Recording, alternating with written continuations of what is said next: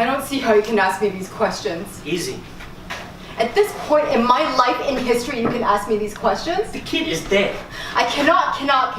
Draw underlines under the cannot. 6 negatives make a positive. Cannot understand. Understand how I can ask you these questions? How you can ask me these Lady, questions? I am not talking simple child battery. The kid is dead. The kid is dead. You leave out the fact that it's my kid. Decapitation, Betty. The kid is dead. My boy is dead. My son is dead. My kid killed, not the kid, my kid. Chopping off the head is not family court. Chopping off the head is not a referral for family counseling. That goes beyond child battery. Not the kid, my kid, my kid! You and your boyfriend were not saying my kid when you got out the hacksaw. You must have said, let me guess, you little bastard. I'm not gonna throw up. What did your kid say, Betty? That you had to chop off its head? If I throw up, it's like you win. You're not gonna win. Where's the father? I haven't seen him in years. Maybe the father did it in revenge against you. Strangers don't do revenge. The father didn't even know where we live. I feel like I'm standing over there in that corner watching me. And if I try hard enough, I can switch the dial and I'll see me on another channel. I like a laugh track around my life. I like a funny theme introducing my life. I'm standing over there in that corner watching me. Is your boy a homosexual? He's 14, for God's sake. Lady, I got bodies coming in here that don't even see the age of 14. Their ages don't even count on the fingers of my 2 hands. There's a whole series of homosexual murders going on down there at Christopher Street. I don't know. Maybe the kid was involved in something. I don't think so. Don't all those murders involve the heads chopped off? How did you know about that? Is that the clue that gives me away? I read the papers. I hear on the streets. Did you follow up on that clue, detective? Why did you bring me in here? I should be out there mourning and weeping. Betty, I'm trying to be kind. Now, if you're embarrassed about confessing to such a heinous crime, do you want me to get Sergeant Lorraine Dean down here? There ain't nothing Lorraine hasn't heard. She's a good woman, a good listener. A little heavy on the ankles, climbing blind. Nice soft bosom, I swear it's got signal limbs in. She would hold you, and she would rock you in the cradle of the deep, and she would sing, I'm confessing that. I love you. She would sing that. Make it easy for you to admit what you did and get you help. She could have made it big in the showbiz department. If it weren't for the tragedy in her anger department. Want Lorraine? Want me to get her down here so you can tell her off? Do you want Lorraine? I just found joy. I'm happy as a baby boy. With a brand new choo-choo toy when I married my sweet Lorraine. Betty, you can tell me too. There ain't nothing hadn't been poured into these ears. I am taking night courses down at NYU in psychology. And the kind of thing you did, it happens all the time. In fact, just last week, we had a spark quiz about a woman who went into such a deep depression. She drowned her 2 kids. 2! You just did 1. Imagine how she feels. They're just infants. And she drowned them. I can't wait to ask my teacher about decapitation. You might get me honest. I might do a paper on you. Most infanticides, drownings, smotherings. The kid thrown off a bridge. I remember when I was a little kid at the end of the McCarthy trials, when Joe McCarthy was destroying human lives, this great lawyer... Welch, Joseph Welch. He stood up and he asked McCarthy, is there no such thing as human decency? And that question shocked everybody and destroyed Joe McCarthy. That great lawyer later did a film with Otto Preminger called Anatomy of a Murder with James Stewart and Lee Remick. Is there no such thing as human decency left? Is there no such thing as human decency left? That is a damn good little question. Do I get off for my son's funeral? Is Otto Preminger filming? Am I booked? What's up? Do I go to my son's funeral? Did you kill him? Do I go to my son's funeral? Say yes, beautiful Betty, and there ain't no place you can't go. I want my boy buried in Bangor, Maine. I want him buried where his grandparents and his aunts and uncles are. where my father and my sister Rosalie are buried, where I'll be buried when I die. I want him there. I want him out of New York. You think it's bad that you go to the funeral when you're the one who caused the funeral? I'm so sorry, Your Honor, Mr. Kangaroo Court. I missed his death. I keep thinking you were there. What is my motive? I cannot believe I'm a suspect in my own son's death. I should be comforted. I should be held and allowed to cry, not made to feel like. There's no insurance. I'm no beneficiary. I don't kill my own flesh and blood. If I wanted to kill him, I would have killed me along with him. I don't kill me. I'm still here. What am I, a car? A car you gotta pull over to the side of the road and give a ticket to? You gotta torture a certain amount of people a day? Is this torture routine formality? My son is dead. I would like to grieve. When did you come to New York? 2 years ago, Why? to get my sister. Where is she now? My sister's dead. Let me get this straight. You came to New York 2 years ago to get your dead sister? She was not dead at the time. So you came to New York 2 years ago alone to get your sister? Not alone with Bert. Bert. My kid. Oh yeah, the one you killed. Yeah, that Bert, yeah. I'm being prosecuted for my lifestyle. You can't stand it that I got the lifestyle of the future while you're stuck in here in your little precinct. Bert's body was found yesterday afternoon floating off an abandoned pier at the bottom of Charles Street, in a particularly seedy part of Greenwich Village. His head was found floating nearby. Now, there were no signs of sexual molestation, but he was not killed there. The murder happened somewhere else.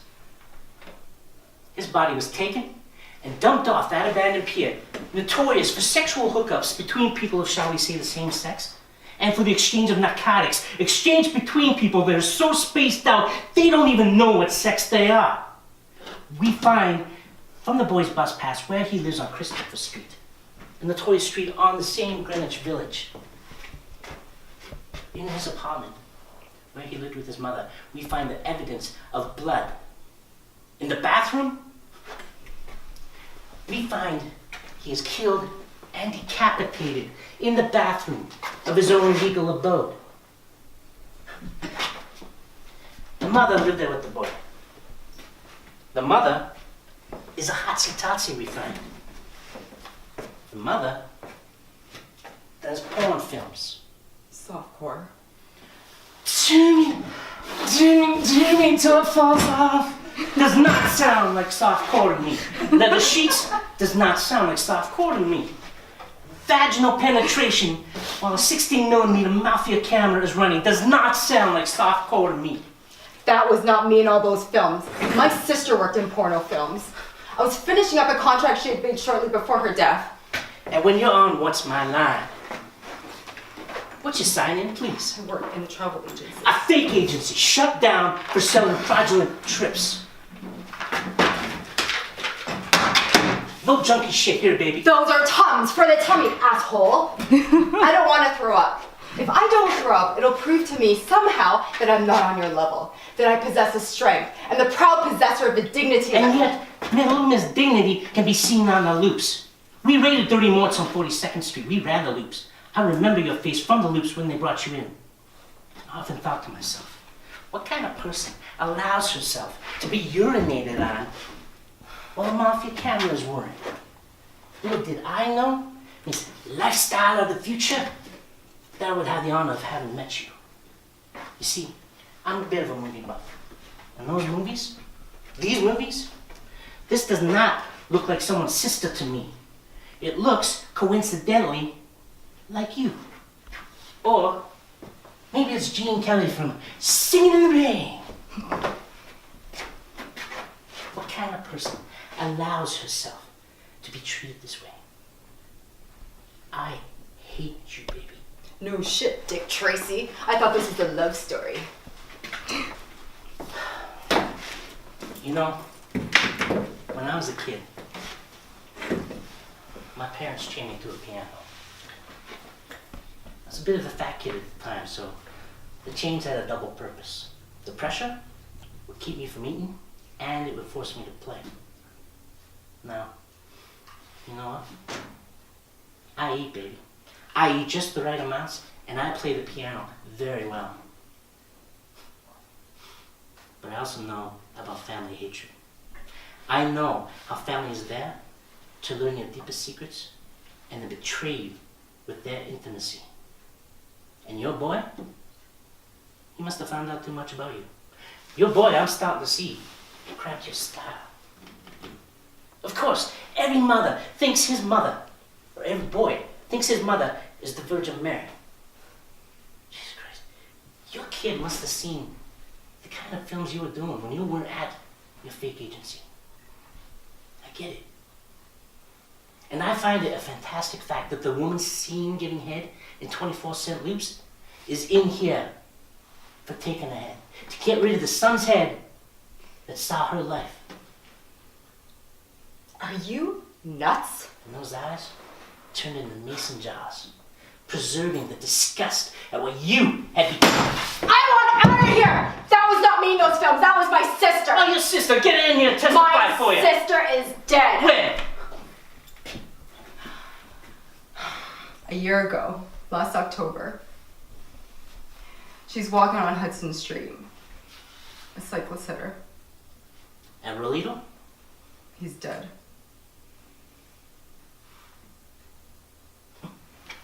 You are a great dame to know. Everyone who's met you in the Avenue of Blood has died within a year. I should go to Bangor, Maine and dig up your sister. I'm really grateful to you. Grateful Dead. Noted rock group.